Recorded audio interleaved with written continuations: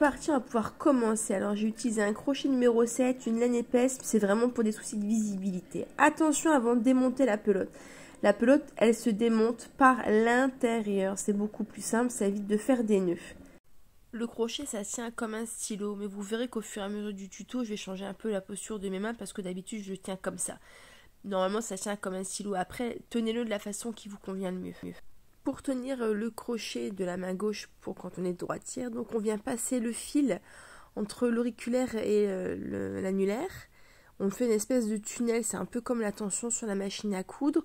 Voilà, on ne recroqueville pas les doigts, on ne serre pas le fil, on fait juste un tunnel pour faire circuler le fil. On le passe derrière l'index et on vient le coincer entre le pouce et le majeur qui vient faire une petite pince de crabe. Toujours pareil, la façon de tenir le fil est vraiment propre à chacun. Si vous ne vous sentez pas à l'aise avec celle-ci et vous voyez que naturellement vous prenez votre fil d'une autre façon, n'hésitez pas à suivre votre intuition. Je vais passer le crochet derrière de façon à faire une boucle que je viens mettre dans ma pince de crabe. Je viens mettre de nouveau, toujours en maintenant ma pince de crabe, le crochet derrière. Je l'attrape avec la tête du crochet, je pivote et je le sors par la boucle.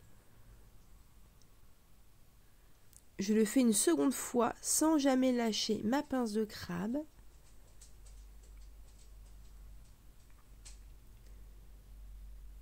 Je peux tirer et je viens de faire ma première maille en l'air.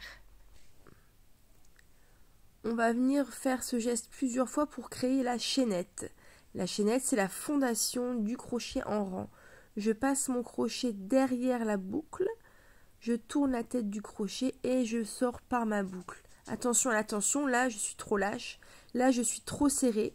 Il va falloir trouver le juste milieu pour pouvoir avoir un point régulier où quand je sors le fil par la boucle, je n'ai pas de mal. Ni trop aisance, ni trop de mal. Je continue donc à faire mes mailles en l'air ou mes mailles chaînettes. Je passe le crochet derrière mon fil, je sors une boucle. Je passe le crochet, je pivote et je sors ma boucle. Et ainsi de suite. Faites ça 15 à 20 fois et vérifiez bien à avoir une jolie chaînette bien régulière. Ça sera déjà la première étape pour faire un joli crochet en rang.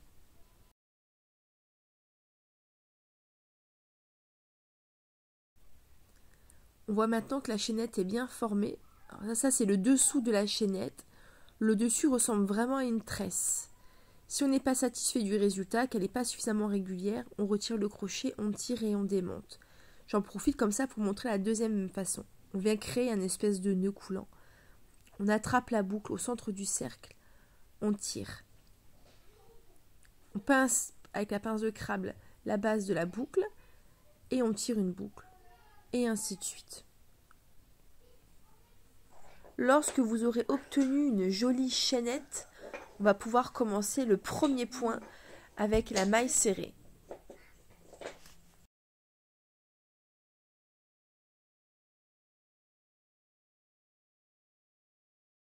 Nous allons donc maintenant commencer la maille serrée. Alors pour faire la maille serrée, on va déjà commencer par faire à nouveau une maille en l'air.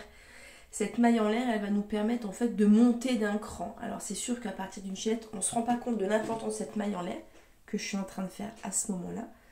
Et vous verrez par la suite qu'elle a son sens. Donc cette maille en l'air, on vient la faire. Et on va venir piquer non pas dans la maille en l'air qu'on vient de faire, mais dans la maille chaînette, la dernière qu'on a fait. On pique au travers cette maille chaînette par le dessus. On vient sortir une boucle au travers cette chaînette. On obtient ainsi 2 brins sur le crochet. On attrape une nouvelle boucle que l'on passe au travers les 2 boucles et on vient de terminer notre première maille serrée. Alors sachez que quand on pique, ça s'appelle un piqué et quand on tire une boucle, ça s'appelle un jeté. Donc je pique, je viens faire un jeté, donc j'attrape une boucle, je pivote mon crochet, je passe au travers ma chaînette, j'ai 2 brins sur mon crochet, j'attrape une boucle, je pivote et je passe mes 2 boucles en une seule fois. Je pique bien dans ma chaîne, par-dessus, j'attrape une boucle en passant par derrière, je pivote la tête de mon crochet, je sors une boucle, j'ai 2 brins sur mon crochet, je fais un dernier jeté, c'est-à-dire je prends une dernière boucle et je passe les 2 boucles d'un seul coup. Je vais faire tout mon rang en mailles serrées jusqu'à la dernière maille. Et pour être certaine de ne pas avoir oublié de mailles en route, je les compte au fur et à mesure jusqu'à la dernière. Je dois avoir le même nombre de mailles serrées que de mailles chaînettes.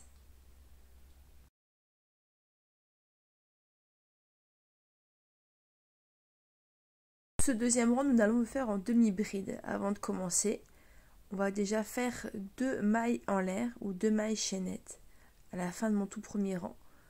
Puis on retourne son ouvrage.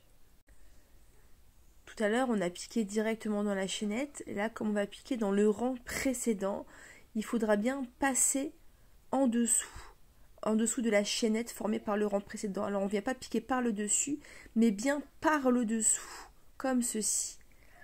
Alors, donc, avant de commencer, nous allons déjà prendre une boucle,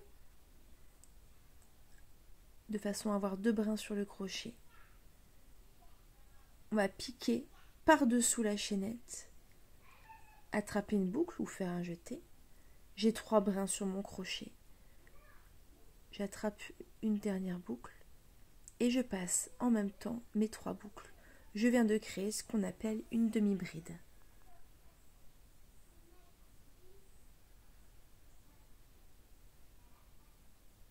Ce point est différent de la maille serrée parce que avant de piquer dans la chaînette, on vient prendre une boucle, on pique, on sort une boucle et on a 3 brins. On fait un dernier jeté et on passe les 3 boucles. Je vais donc faire tout mon deuxième rang en demi-bride. Et pour ne pas oublier de mailles, j'ai bien compté mes mailles chaînettes. Je pique dans la dernière, qui est parfois un peu plus difficile à trouver. Et je viens de finir mon rang. On voit bien la différence entre les mailles serrées et les demi-brides qui sont un peu plus hautes. Pour ce troisième rang, nous allons faire des brides. On commence par monter 3 mailles en l'air.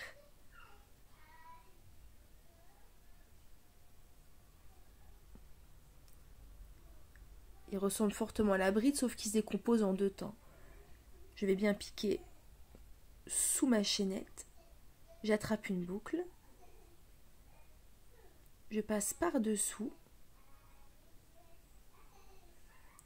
Je tire une boucle. J'ai 3 brins sur le crochet. Mais contrairement à la demi-bride, on ne va pas sortir les 3 brins. Je vais attraper une boucle, passer par-dessous mes 2 premiers brins. J'ai 2 boucles. Je reprends à nouveau une boucle et je sors mes 2 dernières boucles. C'est comme une demi-bride, mais on la décompose. J'attrape, je pique, je fais un jeté. Je fais un premier jeté dans mes 2 boucles. Il me reste 2 boucles sur mon crochet. Je refais un jeté, je passe les 2 dernières boucles. Et ainsi de suite, jusqu'à terminer mon troisième rang, tout en bride. C'est d'ailleurs le dernier point que nous allons voir aujourd'hui. Alors je vous conseille vraiment de vous entraîner à faire la chaînette, la maille serrée, la demi-bride et la bride plusieurs reprises, comme ça pour pouvoir vous entraîner et commencer la prochaine étape qui sera les augmentations et les diminutions. Mon dernier rang terminé, on voit bien les mailles serrées, mes demi-brides et mes brides qui sont beaucoup plus hautes. Voilà, à vous de jouer.